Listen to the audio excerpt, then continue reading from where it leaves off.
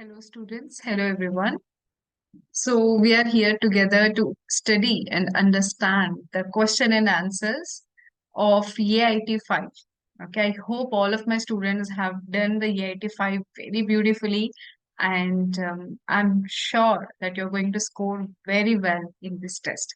Okay, so the exam is over. It was the test for the month November. Okay, so I feel like all of my students have returned it well and they will score well. But still, okay, as a follow-up, we are going to do some discussions on the solving questions. Okay, we'll solve questions, we'll discuss the questions so that you get the clear idea. So where you went wrong and what are the mistakes that you do not want to repeat or rectify them. Okay, so without any further delay, let's start our class. So for those students who are seeing me for the first time, my name is Ghazala Firdaus, one of the biology faculty in Avanti Fellows. Okay, so let's move ahead. All right. So there's a first question on the screen that you need to study and read. So match the entities in column 1 with their character in column 2 regarding cell cycle.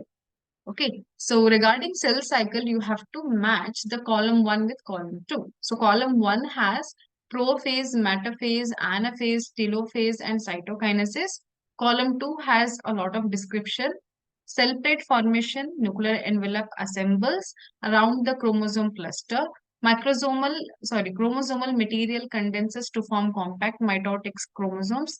Spindle fiber attached to kinetochores of chromosomes. A centromere split and chromatids separate. Okay. So these are your, column 1 and column 2 and the options are given below. So please read them carefully and try to solve the question. Okay. So meanwhile, I'm going to give you some time, like 1 minute of time. Decide one of the answer here. Okay. So which option do you think is correct here? Take some time.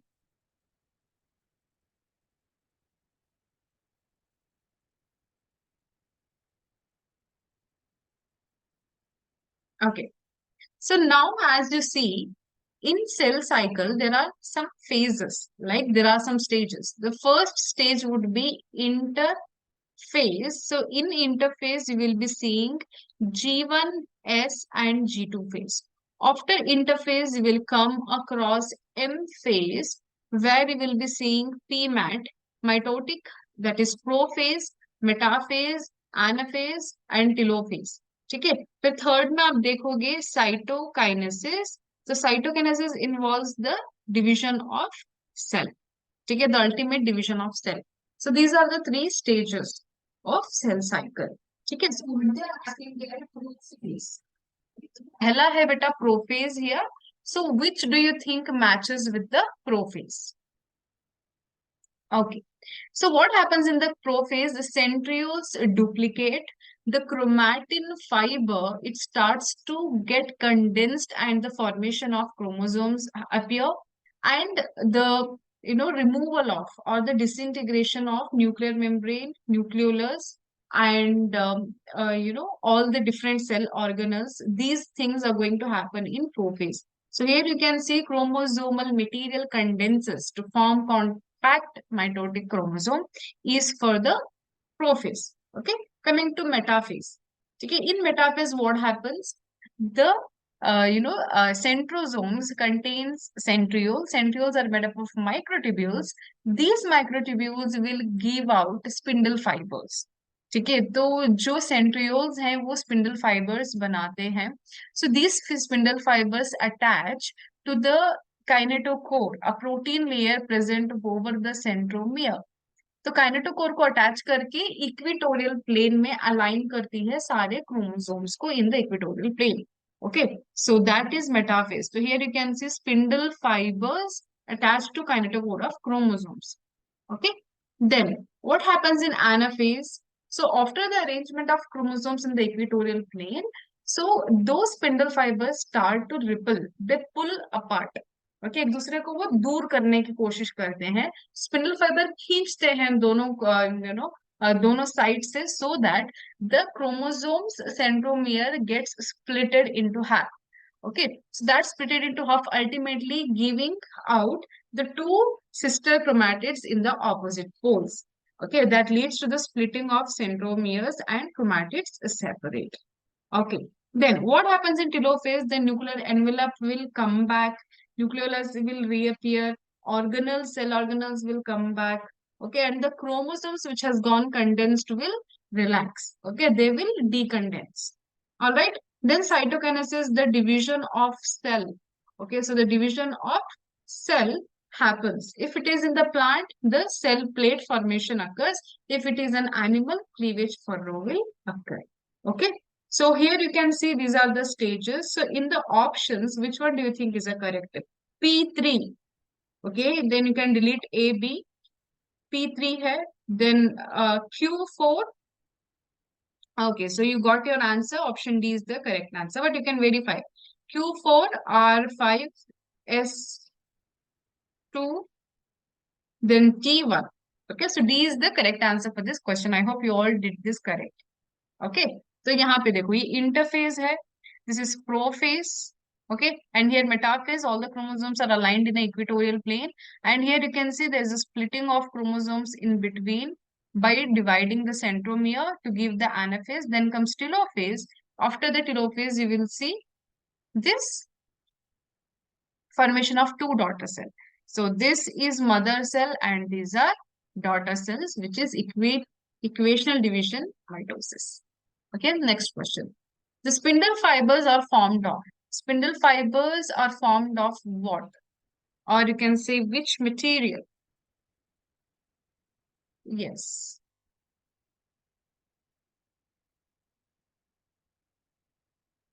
Take some time. Imagine the answer in your mind. Okay. All right. So let's understand here. Chromosome is what, beta? Chromosome is nothing but the DNA. Okay, chromosome के अंदर क्या होता है? DNA होता है plus protein, and that protein is histone protein. Okay, so histone protein plus DNA you will see here as a chromosome. ठीक है, वो आपका क्रोमोसोम है. So chromosome is made up of DNA and protein. Coming to actin and myosin. ठीक है, actin and myosin are the structures और filaments that you will see in muscles. ठीक है, सो ये आप मसल्स में देखते हो. Okay, so muscular, structure mein you will be seeing actin and myosin. Okay, so then coming to the only option left, that is microtubules. So where have you come across microtubules word? Okay, तो microtubules बेटा आपने देखा होगा in cilia. Okay, basal body, then flagella. In flagella you might have seen. Okay, and then in centrioles. Okay, centrioles are made up of microtubules. So if microtubules are, the component of centriole, then definitely spindle fibers are aroused or arised from centriole. तो centriole से बने हैं spindle fibers. तो definitely जो spindle fibers हैं वो भी microtubules के बने हुए होते हैं. ठीक है, वो भी माइक्रोट्यूब्यूल्स के बने हुए होते हैं. तो इससे आपको क्या पता चलता है? दैट स्पिंडल्स और the spindle fibres are made up of microtubules. ठीक है, alright. So I hope this is clear. Next question. Match the column 1 with column 2 and select the correct option. Okay, so you have to match the column 1 with column 2 and select the correct option. So here the column 1 has squamous epithelium, cuboidal epithelium, columnar epithelium, ciliated epithelium. In column 2, you will be seeing the lining of intestine, ovary, blood vessels, and bronchioles. Okay, take some time, देखो options को and then choose your answer.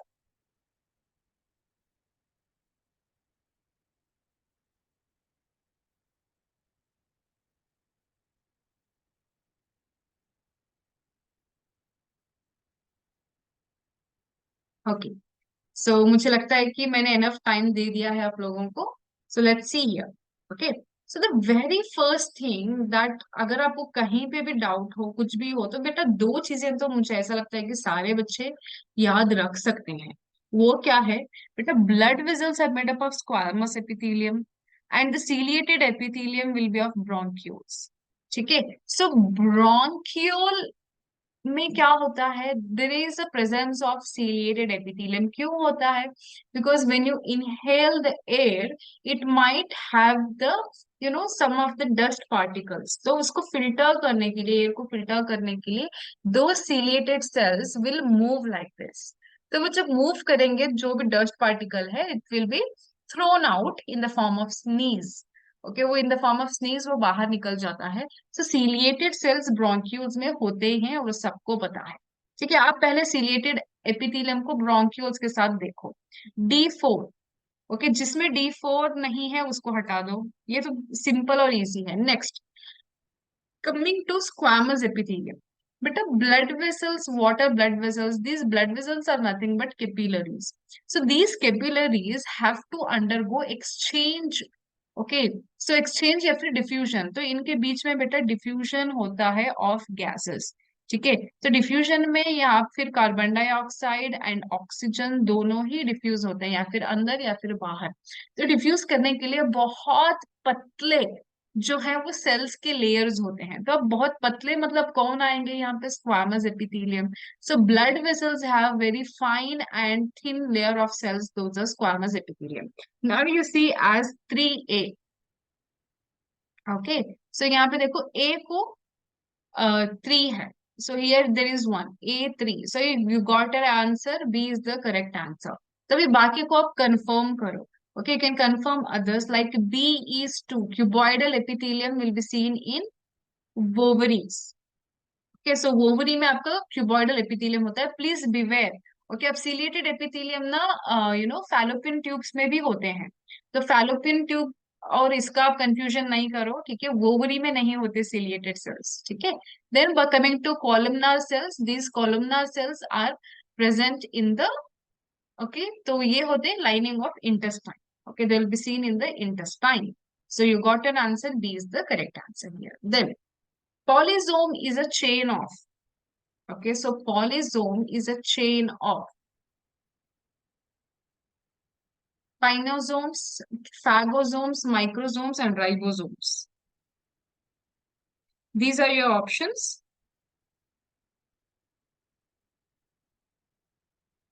Yes, take some time. Which do you think is the correct answer?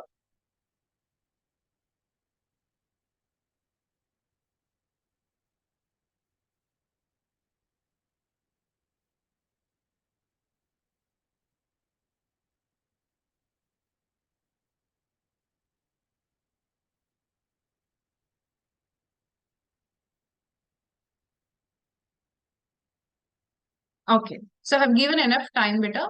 So what are polysomes? Polysomes are nothing but it is a chain of ribosomes. So ribosomes में क्या होता है बेटा? It will be containing proteins and the subunits. तो subunits के अंदर होता है आपका structure.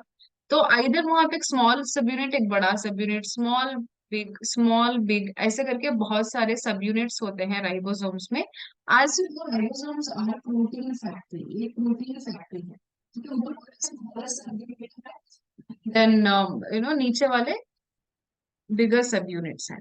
ठीक है, तो अब क्या होगा? अब ऐसा करके राइबोसोम्स जो चेन में बने होते हैं, इनको हम कहते हैं बेटा polysomes. Okay, so ribosomes arrange in a form of chain और called polysomes. Then what are phagosomes? Okay, phagosomes are those structures which engulf, okay, कुछ चीज को एनगल्फ, समझ लो यहाँ पे कोई बैक्टीरियल सेल है, ठीक है? तो अब आया हमारा यहाँ पे फैगोसोम। अभी फैगोसोम क्या करेगा? देखते देखते देखते इसको एनगल्फ कर जाएगा। Okay, so this engulfing ability of any structure, okay, तो स्ट्रक्चर को एनगल्फ करके उसको फूड बनाने की जो एबिलिटी है वो है फैगोसोम्स। ठीक है, देन कमिंग टू पाइनोसोम्स। ओके, तो पाइनोसोम्स कौन है बेटा? आप पाइनोसोम्स देख सकते हो इन सम स्ट्रक्चर्स जो आप पाइनोसाइटोसिस कहते हो। ठीक है, तो वहां पे क्या होगा? कोई भी फ्लूइड फिल्ड वेसिकल्स होंगे ना, तो फ्लूइड फिल्ड वेसिकल्स, तो उनको अंदर लेने वाले स्ट्रक्चर्स। ओके, तो फ्लूइड फिल्ड वेसिकल्स अगर हमारे सराउंडिंग में है, सेल्स के सराउंडिंग में है, तो उसको ये अंदर ले लेते हैं पाइनोसोम्स। ओके, उस प्रोसेस को हम कहते हैं पिनोसाइटोसिस। ओके, तो पाइनोसाइटोसिस उसको कहते हैं। ओके, आपने देखा होगा। ओके, फार्गो मीन्स इधर वो खा सकता है, इनगल्फ कर सकता है, कोई भी फूड हो सकता है या फिर कोई फॉरेन सब्सटेंस भी हो सकता है। But pine is refer to liquid और फ्लूइड। ठीक है, तो ये आपको याद रखना है। सो कमिंग टू माइक्रोसोम्स, बेटा microsomes are the artificial small bubble like structures which are made artificially like in vitro condition. ठीक है, तो स्मॉल वेसिकल्स जैसे होते हैं, माइक्रो बबल्स जैसे होते हैं, जो आर्टिफिशियली रखे जाते हैं। ठीक है, so that's all. So as you are very clear here, D is the correct option, that is ribosomes. ठीक है, यहाँ पे देखो, polyribosomes are also called as polysomes. These are also known as ergosomes. See, this also you need to know. Ergosomes, polysomes are both same. These are cluster of ribosomes which are bound to mRNA. मैंने बोला ना, यहाँ पे जो मैंने thread draw किया ना, this thread is mRNA. Okay, चलो. Then polysomes are functional unit of protein synthesis. Definitely, I have told you, right? So what is the function of ribosomes? They are called as protein factories. तो उनका function क्या होगा? Production of protein. Okay, so coming to next question. Which simple tissue is characterized by pits? Okay, so which simple tissue is characterized by pits? Yes, which do you think is the correct answer here?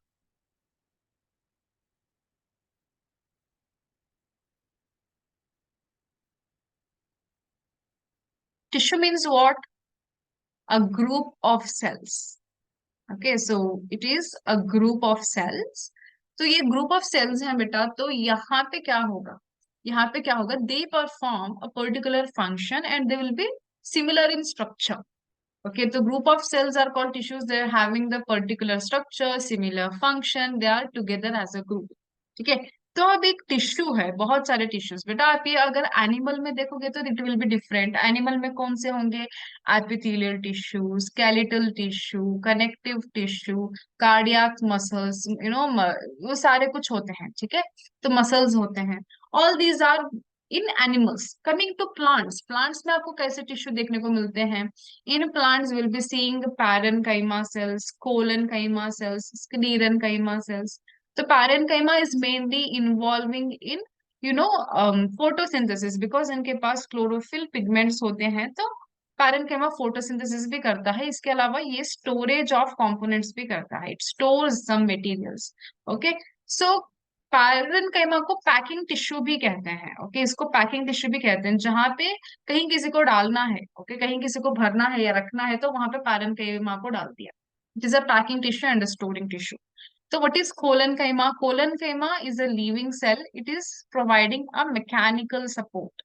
ठीक है, ये दोनों parenchyma and collenchyma living है। Okay, so collenchyma gives the mechanical support, it has the deposition of pectin in it. Living है, mechanical support provide करता है, it is made up of pectin. तो sclerenchyma क्या है? सो स्क्लीरेनकाइमा ये dead है actually, this are dead cell and they also provide mechanical support. Okay, collenchyma living cell है but it gives mechanical support. Sclerenchyma dead होने के बावजूद भी मैकेनिकल सपोर्ट प्रोवाइड करता है। इसमें लिग्निन की डिपोजिशन होती है। ठीक है, लिग्निन की डिपोजिशन आप देख सकते हो in the sclerenchyma. So sclerenchyma are again divided into sclereids and fibres. ठीक है, स्क्लेरेट्स एंड फाइबर्स में डिवाइड होता है sclerenchyma.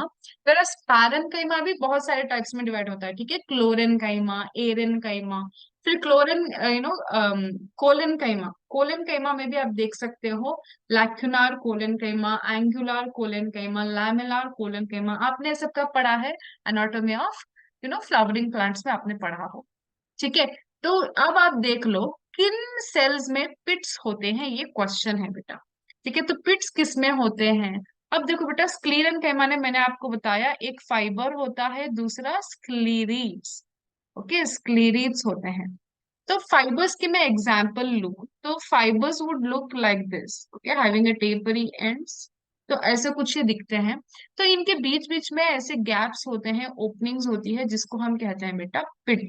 Okay, and there is a full deposition of pectin. तो यहाँ पे डिपोजिशन होती है पेक्टिन की। एंड अंदर जो यहाँ पे होती है ये सिर्फ एक एम्प्टी कैविटी होती है, ओके, जिसको हम कहते हैं लुमेन। ओके, जिसको हम कहते हैं लुमेन। तो अब क्या होगा बेटा, इस पिट के थ्रू कुछ भी ट्रांसपोर्ट करना है या फ्लूइड ट्रांसपोर्ट करना है या कम्युनिकेशन करना है, तो करने के लिए पिट्स का होना बहुत जरूरी है, क्योंकि पेक्टिन जो है वो इम्परमिएबल है। पेक्टिन कुछ भी ट्रांसपोर्ट नहीं होने को देगा, कुछ भी कम्युनिकेशन होने को नहीं देगा। तो दो अगल बगल के सेल्स में कुछ कम्युनिकेशन होना है या कुछ भी ट्रांसपोर्ट होना है तो पिट्स की जरूरत लगती है। Okay, so there you will be seeing pits in sclerenchyma. So pits are thin portions of cell wall. Through pits, the communication and exchange of fluids takes place between the cells. I told you, right? So pits में क्या होता है? Pits में deposition नहीं होती lignin की.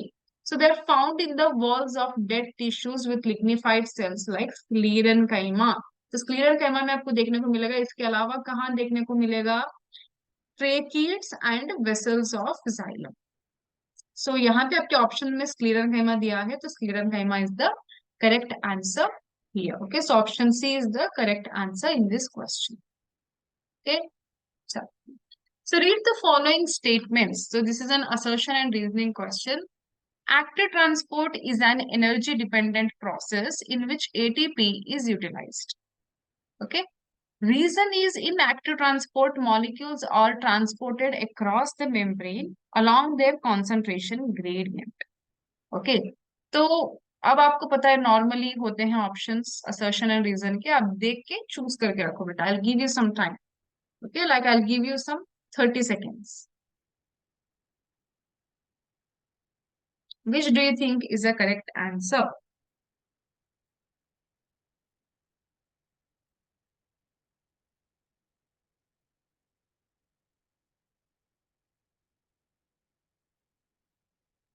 Okay, beta, I hope you all know what is active transport and what is passive transport, है ना? तो passive transport में क्या होता है? What happens in passive transport? Passive transport में बेटा diffusion होता है। ओके, सो डिफ्यूजन होता है, either it is facilitated diffusion और नॉर्मल डिफ्यूजन। वो फैसिलिटेटेड भी हो सकता है, ओके, फैसिलिटेटेड भी हो सकता है, या फिर नॉर्मल डिफ्यूजन, ये दोनों पैसिव है। So what do you mean by passive? They don't need energy in the form of ATP. Passive transport करने के लिए एटीपी की जरूरत नहीं होती।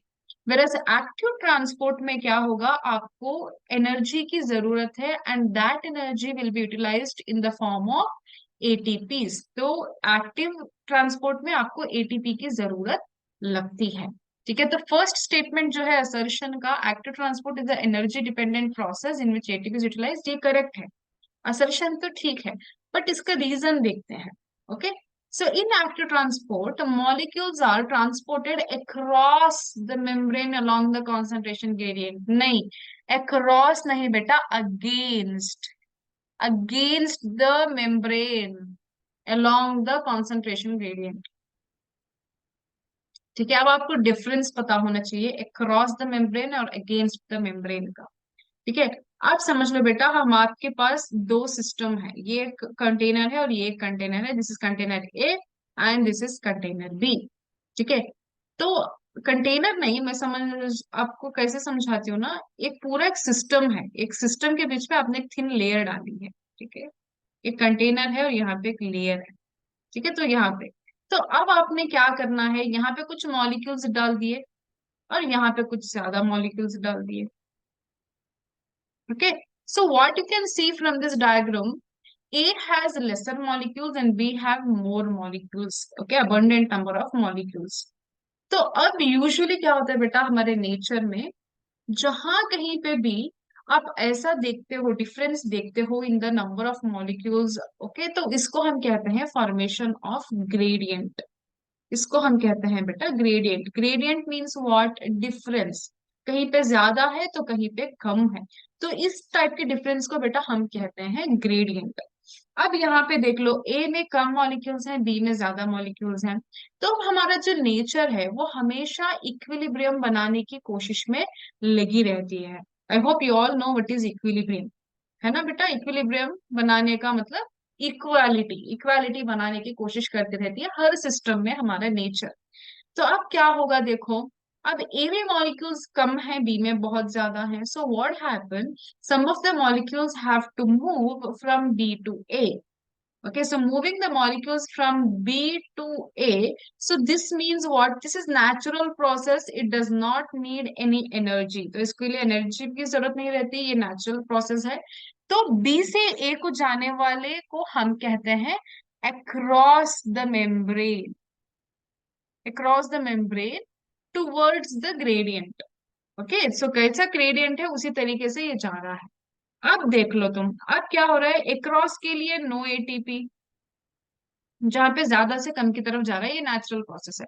अब देखो, ए में बहुत कम है, बी में बहुत ज्यादा है, फिर भी ये जो है ना, यहाँ पे ए से हमको बी में भेजना है molecule, this is against nature, against nature है। अब ये करने के लिए हम इसको कहते हैं अगेंस्ट द कॉन्सेंट्रेशन ग्रेडियंट, ये अगेंस्ट ग्रेडियंट है। ओके, तो अक्रॉस द ग्रेडियंट में एनर्जी की जरूरत नहीं है, बट यहाँ पे आपको एटीपी की जरूरत लग जाती है। ठीक है, तो एक्टिव ट्रांसपोर्ट जो है उसमें क्या होगा, एटीपी की तो जरूरत रहेगी, but molecules are transported against the membrane but not across the concentration gradient.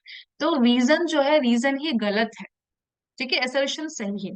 तो अब आप ऑप्शंस में देखो कौन सा ऑप्शन करेक्ट होगा, assertion is true, reason is false, ये आपका ऑप्शन है। ठीक है, ये सारे गलत ऑप्शंस हैं। ठीक है, I hope this is clear to everyone. Okay, coming to next question, which one of the following is wrong for fungi? Fungi के लिए कौन सा गलत है? They are eukaryotic. All fungi possess a purely cellulosic cell wall. They are heterotrophic. They can be unicellular, multicellular और multicellular. बेटा देखने को तो ये बहुत इजी लगता है क्वेश्चन, बट फिर भी बहुत सारे बच्चे यहाँ पे गलत हो जाते हैं। Okay, still many students find it difficult. Why? I tell you. So which do you think is the correct answer here?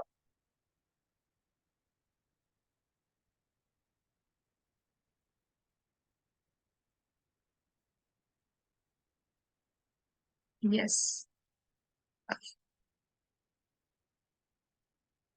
Okay. Chalo. We'll move to the understanding then. So you all know fungi is an organism which belongs to kingdom Mycota. Okay, kingdom Mycota को belong करता है. You all have studied that. And these are eukaryotic. Okay, eukaryotic क्यों? क्योंकि इनके पास well developed nucleus है, and that nucleus is surrounded by nuclear membrane, nuclear membrane से surrounded है। आपने देखा होगा, तो fungi has the body like hyphae. Okay, hyphae might be septate और ए सेप्टेट, अगर ऐसे ऐसे पार्टीशन है तो ये सेप्टेट है, अगर ऐसे पार्टीशन नहीं है तो ये ए सेप्टेट है। आपने ये सब पढ़ा है कहाँ पे, इन अ बायोलॉजिकल क्लासिफिकेशन, तो दिस इज सेप्टेट है ना। तो इसमें जो न्यूक्लियस है वो वेरी वेल डेवलप्ड है, तो यूकैरियोटिक है, ये करेक्ट स्टेटमेंट है। Okay, and these eukaryotic cells of mycota, these are heterotropous, मतलब इनके पास क्लोरोफिल पिगमेंट नहीं होती। these are depending on food for others, okay, वो फूड के लिए दूसरों के ऊपर डिपेंड होते हैं, तो ये डेफिनेटली हेटेरोट्रोपिक न्यूट्रिशन के हैं। ठीक है, तो they can be unicellular and multicellular, definitely बहुत सारे तो मल्टीसेल्युलर है, बट यूनिसेल्युलर के लिए आप एग्जांपल ले सकते हो सेकेरोमाइसिस। ओके, सेकेरोमाइसिस, जिसको आप लोग ईस्ट सेल भी कहते हो।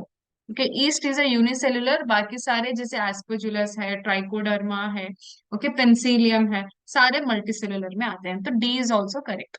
अब आया बी, तो बी को समझने के लिए आप यहाँ पे देखो। ओके, यहाँ पे look at the second point, in fungi cell wall contains chitin, we all have studied. तो काइटिन के अलावा सेल्यूलोज भी होता है। So cellulose along with other polysaccharides, proteins and lipids, it makes the cell wall. Okay, fungi में usually chitin होता है, हम लोगों ने पढ़ा है।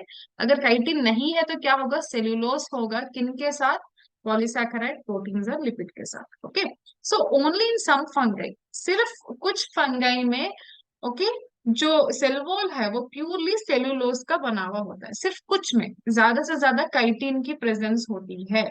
ठीक है, तो इसके वजह से आप क्या देख सकते हो, all fungi do not have purely cellulosic wall.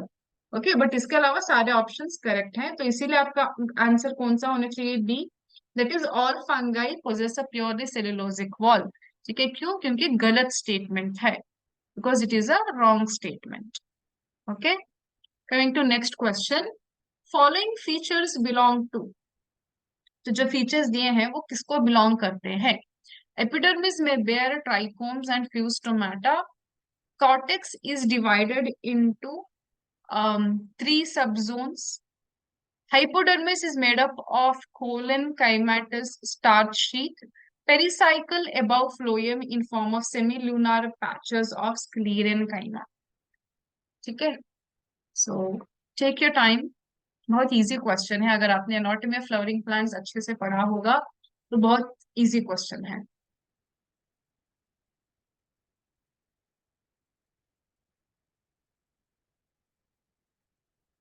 Okay, so epidermis में बेर ट्राइकोम, इसका मतलब कहाँ पे होता है बेटा ट्राइकोम? ट्राइकोम को आपने कहाँ पे देखा है? डाइकॉट स्टेम में देखा है ना? तो डाइकॉट स्टेम में देखा है, और आपने कहाँ पे देखा होगा? मोनोकॉट स्टेम में भी देखा होगा। ठीक है, तो वहां पे भी हेयर लाइक स्ट्रक्चर होते हैं, बट उनको हम लोग ट्राइकोम नहीं कहते। तो होते हैं, लेकिन उसमें भी होते हैं। ठीक है, तो चलो, तो अब आपने क्या कर लिया, रूट को तो हटा दिया। ठीक है, रूट में जो है वो ट्राइकोम नहीं होते, वहां पे एपिब्लेमा में रूट हेयर होते हैं। ठीक है, उसको हटा दिया। Then cortex is divided into three subzone. Okay, dicot stem में क्या होता है? तो पहले डिवीजन ऑफ सबजोन्स होते हैं, पहला एपिडर्मिस, फिर कॉर्टेक्स, फिर जो है सो यहाँ पे आपका स्टीला रीजन मिलता है, दैट इज पेरिसाइकल। तो इतने सारे आपको क्या मिलेंगे? जोन्स मिलेंगे। ठीक है, तो इनमें क्या होगा, जो कॉर्टेक्स कहलाता है, तो कॉर्टेक्स के अंदर फिर थ्री जोन्स रहते हैं। ठीक है, तो पैरन काइमाटस एक रहेगा, कोलन काइमा वाला रहेगा, तो ऐसे करके जोन्स रहते हैं।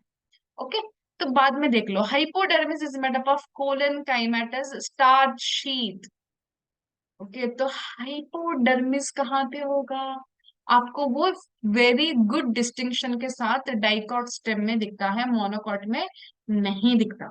Then pericycle above phloem in the form of semilunar patches of scleroderma, ये तो कंफर्म कर रहा है कि ये डाइकॉट स्टेम की बात हो रही है। क्यों? क्योंकि मोनोकॉट स्टेम में क्या होता है बेटा, इसमें कॉर्टेक्स भी ठीक से जोनली नहीं रहता, हाइपोडर्मिस भी थोड़ा बहुत स्क्लीरन कैमाटस रहता है इधर उधर, एंड जो भी वास्कुलर बंडल्स हैं वो स्कैटर्ड होते हैं, ऐसे करके वो स्कैटर हुए होते हैं, and they will be looking like a human school. ठीक है, तो यहाँ पे स्कैटरिंग नहीं है। ओके, तो वो चीज आप देख लो। तो यहाँ पे देखो बेटा, सो एपिडर्मिस है, presence of trichome, that is epidermal hair. ठीक है, तो ये जो कॉर्टेक्स है, आप कॉर्टेक्स में क्या देख सकते हो? Collenchyma, chlorenchyma and parenchyma. So these are three subzones that you see. Okay, फिर आप क्या देखोगे? आप देखोगे कि there is a pericycle which is arranged in the form of bundle sheath और बंडल कैप। आप bundle sheath भी कह सकते हो, बंडल कैप भी कह सकते हो।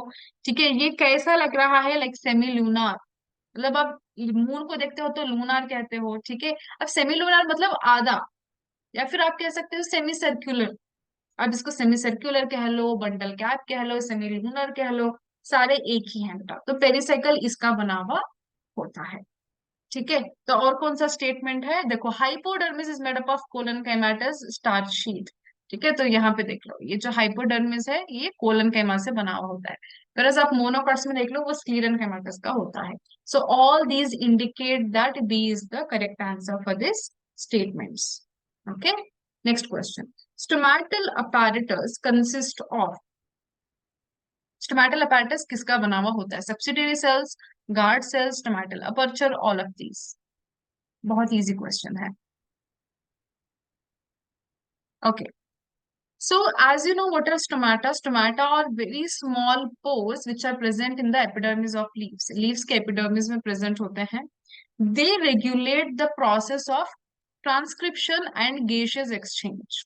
ओके, वो कैसा प्रोसेस रेगुलेट करते हैं? ट्रांसपिरेशन करते हैं। Transpiration that means loss of water in the form of transpiration through stomata. तो जो वाटर का लॉस होता है इन द फॉर्म ऑफ वेपर, उसको हम कहते हैं ट्रांसपिरेशन। देन जो पोर होता है, ओके, तो स्टोमेटल पोर ये है, देखो बेटा, स्टोमेटल पोर, इसको स्टोमेटल अपर्चर भी कहते हैं।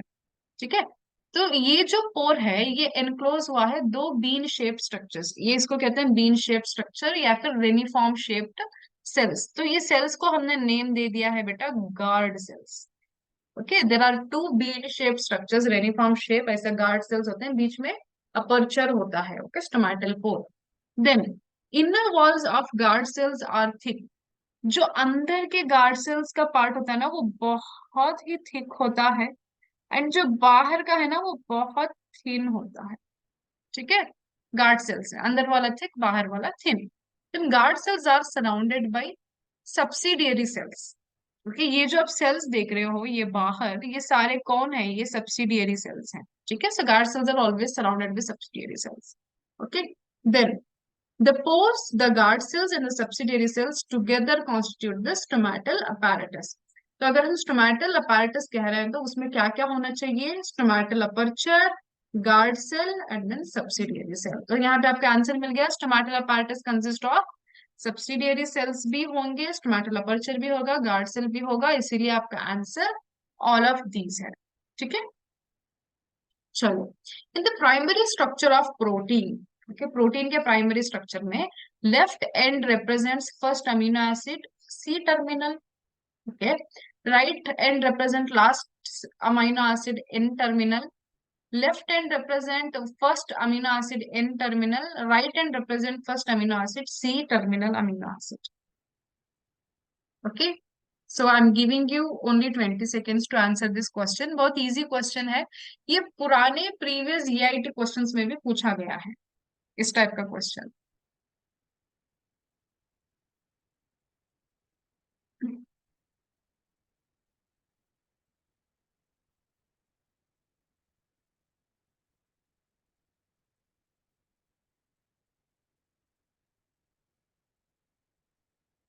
ठीक है, चलो,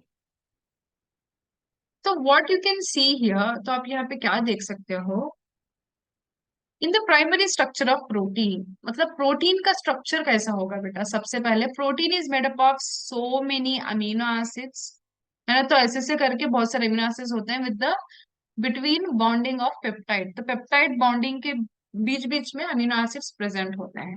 ओके, तो अब जो अमीनो एसिड्स लंबे से अरेंज होते हैं ना, तो फर्स्ट अमीनो एसिड जो होता है, okay, so that first amino acid क्या होगा। ओके, तो वो जो फर्स्ट अमीनो एसिड है, जैसे यहाँ पे एक्स से मार्क किया है, तो this x is amine group, ये अमाइन ग्रुप का बना होता है, और यहाँ पे जो वाई है ये कार्बोक्सिलिक एसिड ग्रुप का बना होता है।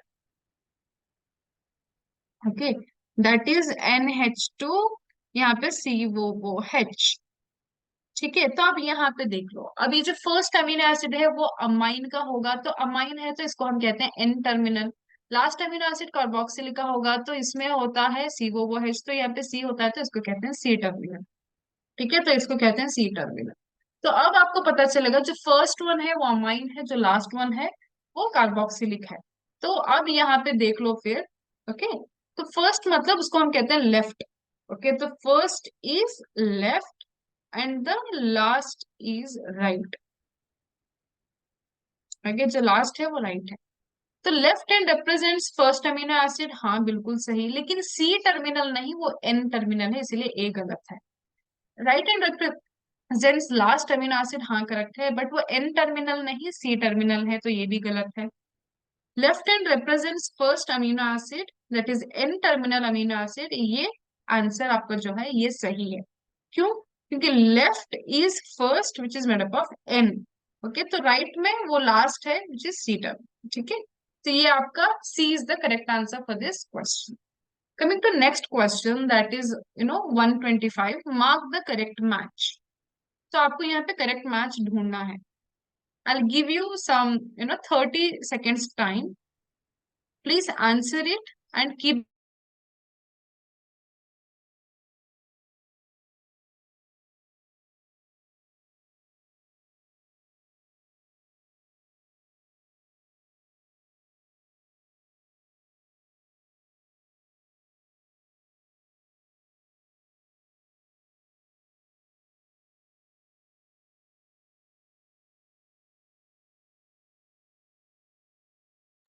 ओके, तो मैंने आपको बेटा एग्जैक्टली 30 सेकेंड्स दिया है। तो अब हम लोग देखते हैं कि कौन सा आंसर करेक्ट है यहाँ पे। ठीक है। So when we see mitosis और मायोसिस, तो वहां पे आपको क्या देखने को मिलेगा? पहला वाला जो फेज है, मैंने आपको फर्स्ट क्वेश्चन में ही बताया था। Okay, there are stages. तो पहले होता है interphase which has G1S and G2 phase. ठीक है, तो पहले G1S एंड G2, देन आता है कार्योकाइनेसिस, मतलब ये भी कार्योकाइनेसिस में ही इन्वॉल्व होता है। ठीक है, तो यहाँ पे आपको एम फेस के, यहाँ पे एम फेस में क्या देखने को मिलेगा? P MAT. Okay, M phase में पी मैट देखने को मिलता है। तो इसके बाद साइटोकाइनेसिस। तो अब हमको क्या चाहिए? अब हमको ये नहीं चाहिए, तो इसको हम हटा देंगे। अब हम किसकी बात कर रहे हैं? इंटरफेस की, तो उसकी ही बात लगी रहने देंगे। तो अब आपको क्या देखना है? अब आपको क्या देखना है? अब देखो बेटा, तो जीवन फेस में अब हम कोई प्लॉइडी लेते हैं, आपको हम लोग कोई प्लॉइडी लेते हैं, समझ लो हम लोग ले रहे हैं एक, ओके, हैप्लॉइड। ओके, तो हम लोग पहले इसको समझने से पहले हमको क्या देखना पड़ेगा कि हैप्लॉइड क्या है, डिप्लॉइड क्या है। बेटा अगर ऐसा स्ट्रक्चर है तो ये हैप्लॉइड है, क्योंकि एक सेंट्रोमियर है। अगर ये ऐसा भी है तो भी ये हैप्लॉइड है। ओके, ये भी हैप्लॉइड है, ये भी हैप्लॉइड है। बस डिफरेंस क्या है इसमें? ओके, डिफरेंस क्या है इसमें? एक ही क्रोमैटिड है। ओके, इसमें दो क्रोमैटिड्स हैं। इसमें दो क्रोमैटिड है, दोनों ही हैप्लॉइड है। तो इसके अलावा जब हम डिप्लॉइड की बात करते हैं, तो ये डिप्लॉइड हो सकता है क्योंकि दो सेंट्रोमियर है। So this is diploid. Okay, तो इसके अलावा हम लोग इसको भी डिप्लॉइड कह सकते हैं क्योंकि दो सेंट्रोमियर बना के एक ग्रुप बना रहे हैं। बट इसमें कितना सी है? ये दो सी है और ये चार सी। क्यों? क्योंकि चार क्रोमैटिड्स है ना, फोर क्रोमैटिड्स हैं, दो दो सिस्टर क्रोमैटिड्स। तो ऐसे करके आपको लेबल करना होता है। अब क्या होगा बेटा? अब हम एग्जाम्पल ले लेते हैं, चलो इसकी हैप्लॉइड की एग्जाम्पल ले लेते हैं। ठीक है, तो इसका एग्जाम्पल ले लेते हैं हम लोग। तो अब क्या होगा बेटा? जीवन फेस में तो कुछ डुप्लीकेशन नहीं होता डीएनए का। ओके, अगर जीवन, अब हैप्लॉइड की बात कर रहे हैं, तो क्या होगा? जीवन में जितना क्रोमोसोम नंबर है वो सेम रहेगा। आप समझ लो ये प्लॉइडी है, इतनी है, तो ये इतनी ही रहेगी, इसमें कोई चेंज नहीं है। ठीक है, तो कोई चेंज नहीं है। तो अब हम जाते हैं एस में। तो एस में क्या होगा? डुप्लीकेशन ऑफ डीएनए, मतलब प्लॉइडी नहीं बदलेगी, बस जो क्रोमोसोम का जो सिस्टर क्रोमैटिड है वो आ जाता है। ठीक है, तो प्लॉइडी यहाँ पे हैप्लॉइडी था, यहाँ पे भी हैप्लॉइडी था। ठीक है, बट सिर्फ क्या हुआ है? अमाउंट ऑफ डीएनए डबल हुआ है, जो डीएनए का कंटेंट है वो डबल हुआ है।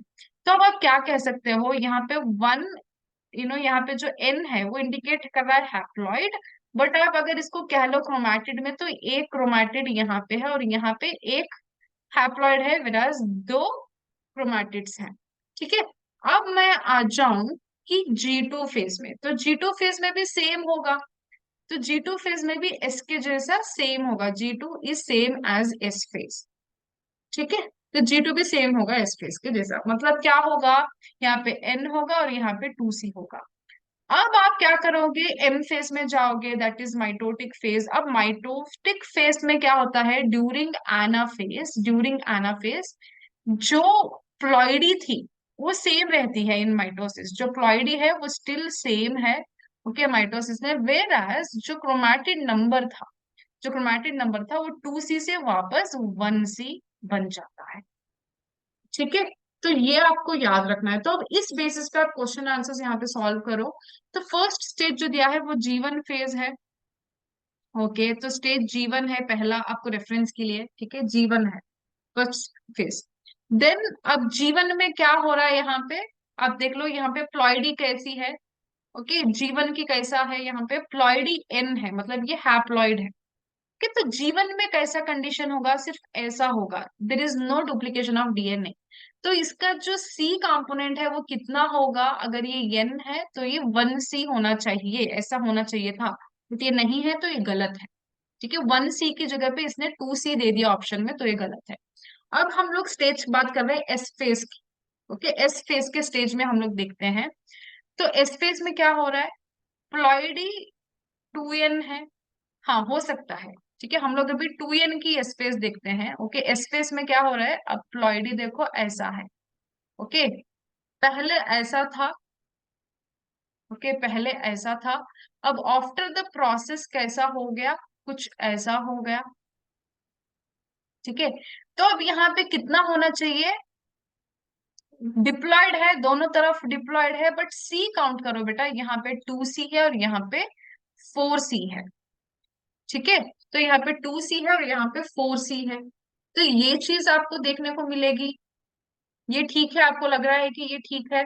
हाँ चलो, ये ठीक दिख रहा है, बट हम लोग दूसरे भी ऑप्शंस देखते हैं। अब चलो सी में, तो G2 फेज आया। ओके, तो G2 फेज में आप क्या देखोगे, प्लॉइडी 4N है, मतलब टेट्राप्लॉइड। अब टेट्राप्लॉइड है तो कैसा होगा भाई स्ट्रक्चर, देखो ऐसे रहेगा। ओके, अब ये कब होगा, ये ऐसा जीवन में, मतलब ये अब एस फेस अगर बन जाएगा तो ये कैसा बनेगा, ऐसा बनेगा। ठीक है, तो यहाँ पे कितने फोर से कितने सी हो गए, 4 8, ये 8C हो गया। ओके, अगर टेट्राप्लॉइडी की बात करें तो 8C होता है, तो ये गलत है। ठीक है, तो coming to next option, that is stage prophase. तो प्रोफेज में क्या हो रहा है, अगर प्लॉइडी 2N है, ओके, अगर प्लॉइडी 2N है तो वो कैसे रहेगी, प्लॉइडी 2N है तो इसको होना चाहिए था 4C, बट इसने 2C दिया है, तो ये भी गलत है। ठीक है, तो इसका करेक्ट आंसर कौन सा है, B is the correct answer. I hope ये सबको समझ में आ गया होगा। ठीक है, चलो, विच of the following is true about guard sales. अभी अभी हमने गार्ड सेल का क्वेश्चन किया है, आपको कौन सा ऑप्शन इसमें करेक्ट दिखता है, ट्रू कौन सा है। I give you only 5 seconds.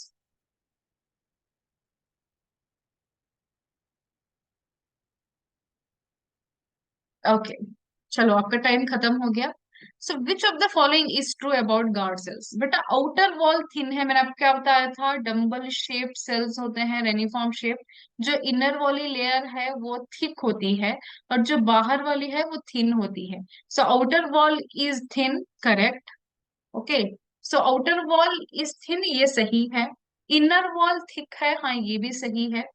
Bean shaped in dicots, हाँ बिल्कुल bean shape. And dumbbell shape in monocots, ये भी सही है, तो आपका आंसर होगा डी। अब यहाँ पे देख लो, सेम चीज मैंने वहां पे भी थी, ये देखो ऊपर डम्बल शेप्ड गार्ड सेल्स और यहाँ पे reniform shaped guard cells, reniform in dicot, dumbbell shaped in monocot. ठीक है, तो आपका आंसर डी है। Okay, next question, which of the following branches of science is being described by the given statement। Okay, कौन सा branch of science यहाँ पे describe हो रहा है गिवन स्टेटमेंट में। It can be easily done by using computers based on all observable characters. तो देखो कंप्यूटर्स की बात हो रही है। Then numbers and codes are assigned to all characters and data. Each character is given equal weightage and the same time 100 of characters can be considered। बेटा ये definitely, आप नंबर्स देख रहे हो तो आपको पता होना चाहिए कि हम लोग बात कर रहे हैं न्यूमेरिकल टैक्सोनॉमी की। इतना सिंपल है, मतलब कितना सिंपल है। वो numerical taxonomy, the given features are of numerical taxonomy. ठीक है, तो यहाँ पे क्या हो रहा है, ओके, तो नंबर्स एंड कोड्स का रिप्रेजेंटेशन हो रहा है। अब दूसरों की बात देख लो, कीमोटैक्सोनॉमी में क्या है, classification of organisms based on their biochemical composition. Cytotaxonomy में क्या होता है, classification of organisms based on cytological characters as the arrangement and number of chromosomes. ठीक है, then beta taxonomy leads to the classification of organisms in the natural system of categories and initial identification. तो numbers and codes are with referring to numerical taxonomy. Next question. Match the column 1 with column 2, select the correct option। ठीक है, आपको correct option यहाँ पे choose करना है। अब मैंने बहुत सारे क्वेश्चन इसके रिलेटेड सॉल्व किए हैं, हमने लास्ट वीक ही cell the unit of life and cell cycle के क्वेश्चंस किए हैं। ठीक है, तो अभी मैं टाइम नहीं दूंगी, इजीली आप मेरे साथ करते जाइए। G1 phase is also called as gap 1 phase। Okay, cytokinesis means what, division of cytoplasm. ठीक है, तो साइटोप्लाज्म का division, karyokinesis means nuclear division, S phase means synthetic phase. तो G A1, A1, A1 कहाँ है, अच्छा तो इनको दोनों को हटा दो, इन दोनों में A1 है। देन B3, B3 दोनों में है। C2, ओके, तो अब इसको हटा दो, B is the correct answer. तो यहाँ पे देखो C2 है and then D4। Okay, B is the correct answer. बहुत इजी क्वेश्चन था। Select the correct statement. So you have to select the correct statement here. Sequoia is one of the tallest trees. The leaves of gymnosperms are not well adapted to extremities of climate. Gymnosperms are both homosporous and heterosporous. Salvinia, ginkgo, and pinus all are gymnosperms. Okay. Which do you think is the correct statement here? Okay. So let's understand here by looking at the solution. Solution को देख के हम लोग understand करते हैं. Sequoia is one of the tallest trees and it belongs to gymnosperms. ठीक है, gymnosperm को बिलोंग करता है, कोनिफर है. ठीक है, तो सिकोया है. ठीक है, it is also known as redwood tree. ये करेक्ट स्टेटमेंट है. ठीक है, leaves of gymnosperms are very well adapted to extremities of climate. बिल्कुल बेटा, आप देखोगे ना तो जिम्नोस्पर्म्स के जो लीव्स हैं वो अडेप्ट कर जाते हैं for the extreme conditions. Like broad leaves नहीं होते, बिल्कुल पतले से पत्ते होते हैं. Okay, very fine leaves like this. Like pinus, pinus में तो नीडल हो जाता है लीफ मॉडिफाई होकर. ठीक है, अब साइकास देख लो तो पतले से लंबे करके पत्ते होते हैं to avoid transpiration and many other extremities of the condition. Gymnosperms are heterosporous. ये हेटेरोस्पोरस है. ठीक है, तो इसमें होमोस्पोरस कंडीशन आपको नहीं देखने को मिलेगी. दोनों अलग टाइप के स्पोर्स हैं. साल्विनिया टेरिडोफाइट है, गिंको एंड पाइनस तो जिम्नोस्पर्म है. तो इसके हिसाब से आप देखो तो जिम्नोस्पर्म हेटेरोस्पोरस है, होमोस्पोरस नहीं है. The leaves of gymnosperms are not well adapted, ये गलत है. बिल्कुल वेल अडेप्टेड है, तो ये भी रॉन्ग स्टेटमेंट है. ठीक है, देन साल्विनिया टेरिडोफाइट है, गिंको एंड पाइनस तो जिम्नोस्पर्म है. ठीक है, तो ये भी गलत है. तो इसमें कौन सा करेक्ट ऑप्शन है? Sequoia is one of the tallest trees, ये करेक्ट ऑप्शन है. ठीक है, चलो. Now which of the following atoms और groups would be found to the central carbon of amino acid? Okay, so here you need to understand the option and then give me the answer. Okay, तो बेटा आपको मैं सिर्फ 5 second दे रही हूँ यहाँ पे, आपको 5 सेकेंड में आंसर करना है.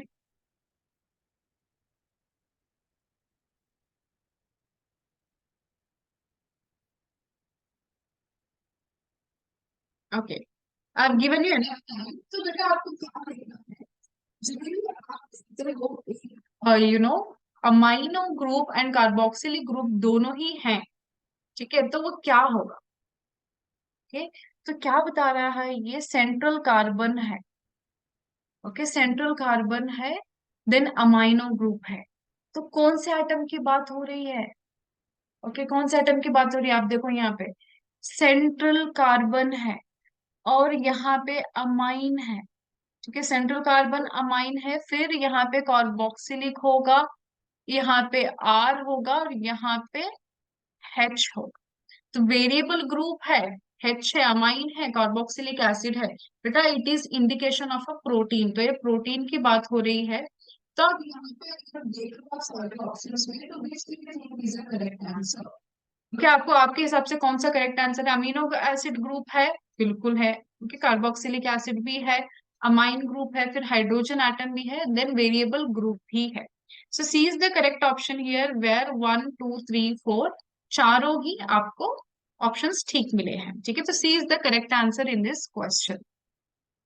Okay, so coming to next question here. In animal cells, during the S phase, DNA replication begins in. Okay, animal cell की बात हो रही है. S phase के दौरान DNA replication begins in dash and the central duplicates in dash. तो central duplicate कहाँ पे होता है और duplication of replication of DNA begins in the कहाँ पे? ठीक है, तो ये आपका यहाँ पे स्टेटमेंट है और ये ऑप्शंस है. वेरी सिंपल क्वेश्चन है, बट लोग इसको कॉम्प्लिकेट कर जाते हैं जिसकी जरूरत नहीं है, सच बताऊं तो.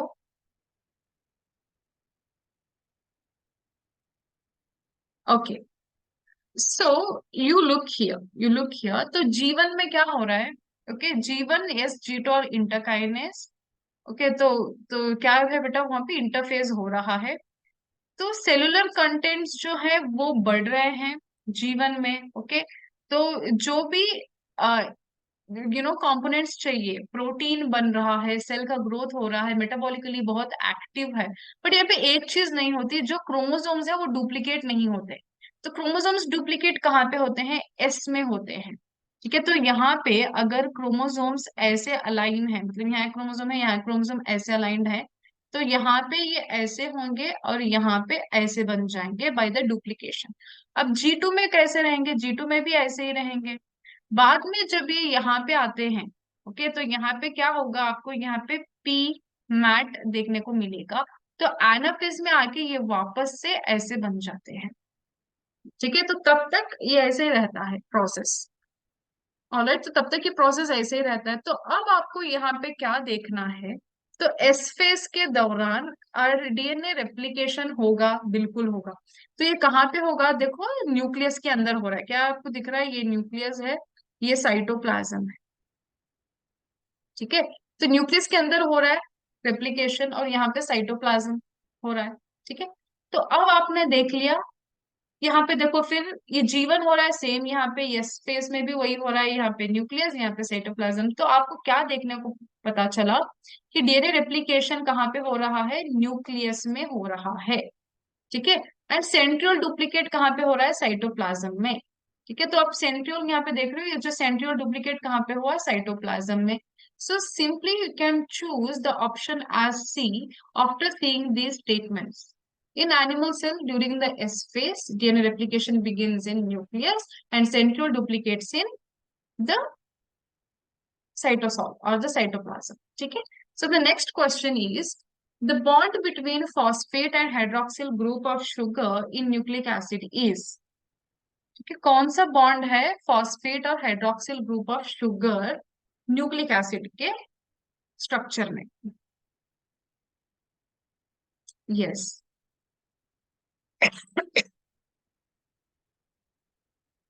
वेरी सिंपल क्वेश्चन, मैंने बायोमोलिक्यूल्स में बहुत अच्छे से पढ़ाया है आपको। तो यहाँ पे देख लो बेटा आप, nucleotide means what? Nucleoside plus phosphate. What is nucleoside? Nucleoside has sugar plus nitrogen base. Sorry, nucleoside में शुगर एंड नाइट्रोजन बेस है, whereas phosphate is absent. Okay, तो अब यहाँ पे देख लो बेटा, न्यूक्लियोटाइड में शुगर है, फॉस्फेट ग्रुप है, नाइट्रोजन बेस है। तो यहाँ पे दो बॉन्ड्स बहुत इंपॉर्टेंट है। जो शुगर और फॉस्फेट के बीच का बॉन्ड है उसको हम कहते हैं एस्टर बॉन्ड। तो विच इज एस्टर बॉन्ड? तो अब यहाँ पे देख लो, तो it is a bond between phosphate and the sugar. ठीक है, तो ग्लाइकोसाइडिक बॉन्ड कहाँ पे है? Glycosidic bond is a bond between nitrogenous base and sugar. तो नाइट्रोजन बेस एंड शुगर के बीच वाला जो बॉन्ड है उसको हम कहते हैं ग्लाइकोसाइडिक बॉन्ड। तो अब इसने क्या पूछा है? So the bond between phosphate and hydroxyl group of sugar in nucleic acid is nothing but ester bond. तो शुगर एंड फॉस्फेट के बीच वाला जो बॉन्ड है वो एस्टर बॉन्ड है। ठीक है, तो यूजुअली इसको एस्टर बॉन्ड भी कहते हैं और फॉस्फोडाइएस्टर बॉन्ड भी कहते हैं, क्योंकि दोनों तरफ एस्टर फॉर्मेशन हो रहा है बॉन्ड का, तो फॉस्फोडाइएस्टर भी कहते हैं। ठीक है, so there is a next question on the screen. A typical diploid cell of maize root has. तो एक मेज रूट में, ओके, मेज रूट का सेल है एक डिप्लॉयड सेल, तो उसमें कितने क्रोमोसोम्स हैं? 20 chromosomes. So how many chromosomes will be present in the cell at G1 phase, after S phase and after M phase respectively? तो हम लोग लिख लेंगे G1, S, G2 and M phase। तो M phase is a division phase, तो यहाँ पे division होगा। तो अब समझो यहाँ पे 20 क्रोमोसोम्स हैं। ओके, तो यहाँ पे 20 क्रोमोसोम्स हैं, तो इसमें क्या होगा? ओके, तो how many chromosomes will be present in G1 phase? तो G1 में भी 20 है। ओके, G1 में भी 20 है। तो अब यहाँ पे आपको क्या देखने को मिलेगा in the S phase? Okay, S phase में क्या होंगे बेटा? The amount of chromosomes will be getting doubled. ठीक है, जो क्रोमोसोम का अमाउंट है वो डबल हो जाता है। तो आप यहाँ पे क्या लिख सकते हो? अगर यहाँ पे 20 क्रोमोसोम्स थे तो यहाँ पे 40 बन जाएंगे। तो G2 में भी 40 होंगे। अब माइटोसिस जब होगा तो ये वापस 20 कराएगा। ठीक है, तो अब यहाँ पे आपको पूछना है G1, G2 माइटोटिक फेज। तो आपका आंसर कौन सा होना चाहिए, दैट इज डी। ठीक है, तो हो सकता है इतना भी 40 का बिल्कुल आउट ही है, क्योंकि 20 के ऊपर से स्टार्ट होना है, G1 में 20 ही होना चाहिए, तो ये और डी को तो तुम ऐसे ही कैंसिल कर सकते हो। ठीक है, अब यहाँ पे इसने 20 40 दिया है, वो सेम है, बट माइटोटिक में तो डिवाइड होगा ना। एनाफेज में स्प्लिटिंग ऑफ क्रोमोसोम्स होता है। ओके, तो एनाफेज में स्प्लिटिंग ऑफ क्रोमोसोम्स होता है, तो वहां पे आप क्या करोगे। ओके, तो वो आपको डिवाइड कर जाएगा, तो 158 का आंसर है बेटा बी। ठीक है, चलो। तो next question is which tissues constitute the entire bark. मतलब पूरा बार्क कौन सा टिश्यू कॉन्स्टिट्यूट से होता है।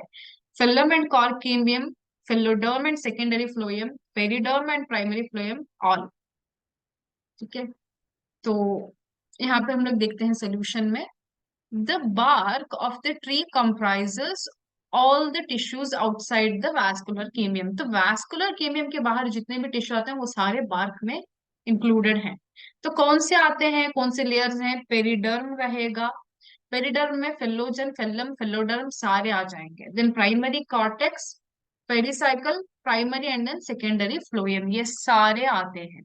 Okay, so all tissues outside the vascular cambium। तो कौन कौन आएगा, फिलामेंट कॉर्कियम में बिल्कुल आएंगे, पेरिडम एंड प्राइमरी फ्लोएम बिल्कुल आएंगे, फिलोडम एंड सेकेंडरी फ्लोएम बिल्कुल आएंगे, तो आपका आंसर होगा ऑल, दैट इज डी। ठीक है, बहुत इजी क्वेश्चन है, बस आपको पता होने चाहिए। Then coming to next question, nuclear DNA exists as a complex of protein called, मतलब वहां पे डैश है, that condenses into dash during dash।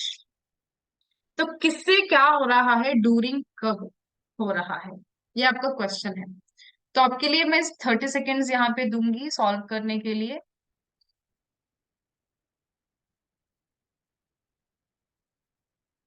तो nuclear DNA exists as a complex protein. Okay, तो ये कैसा रूप में होता है बेटा, मैंने आपको बताया है, जो सेल है ना वो न्यूक्लियस में हमेशा क्रोमैटिन की शक्ल में होता है। ये जब इसको डिवाइड करना होता है तब ये कंडेंस होके ऐसे करके ये एक क्रोमोसोम की शक्ल में बनता है। कब बनता है, only during the process of cell division, जब सेल डिवीजन करना है ओनली तब। ठीक है, तो nuclear DNA exist as chromatin, तो ये क्रोमैटिन है। और कंडेंस्ड इनटू क्या हो रहा है, क्रोमोसोम। कब हो रहा है, ड्यूरिंग सेल डिवीजन। तो ये गलत हो गया, ये भी गलत हो गया, क्रोमैटिन क्रोमैटिन ठीक है, क्रोमोसोम क्रोमोसोम ठीक है, इंटर नहीं। D is the correct answer for this question. Okay, so I have solved nearly 20 to 22 questions. Okay, so if you still have any doubts, you can confirm or clarify with the respective teachers that you have in the class. Okay, so please make sure that you study hard and work hard for the EITs, because they will give you a very good help and benefit for the NEET clearance. ठीक है, तो इसको हल्के में मत लो, practice करो, अच्छे से पढ़ो एंड EIT को अच्छे से करने की कोशिश करो। ठीक है, so I hope all of you have a good stay and healthy life. ठीक है, so we'll meet you in the next video then. Okay, till then, take care.